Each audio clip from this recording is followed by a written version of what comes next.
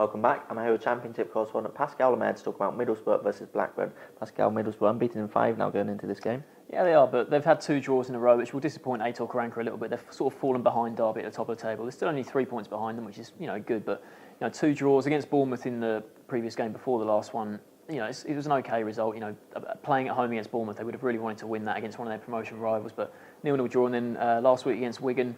Wigan, they're right down in the bottom 3, but I think it was Malky Mackay's first game. Obviously, there was a lot of attention around that. So I think it was actually quite a tough game to go into the DW Stadium, and they fought back well after going behind. Patrick Bamford, he came off the bench at half-time and scored within 2 minutes. Good goal, and he's going to be a key player for them because he's on loan from Chelsea. Last season, he was excellent at Derby.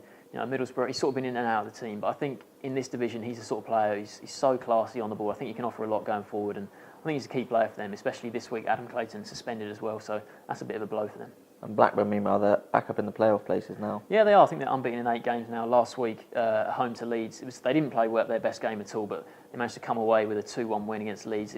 They were quite fortunate, to be honest. The first goal, Jordan Rhodes, he went in, chased the ball, and the defender and goalkeeper collided, and he managed to go in and score, and then they got a somewhat dubious penalty to win it. But yeah, for Rhodes, he scored 2 there, and that was important for him to get back in amongst the goals, because I think he's only scored, he's not scored in 8 of his last 10 games. So, he really needs a run. They really need him to do that because Gusted has been carrying a lot of the goal-scoring load up front for them. So if he can start finding his feet and scoring, I expect Blackburn to be right up there come the end of the season. They've got decent fixtures coming up, and they should have quite a good December, and I expect them to be in the playoffs come 2015. What's your prediction for this one?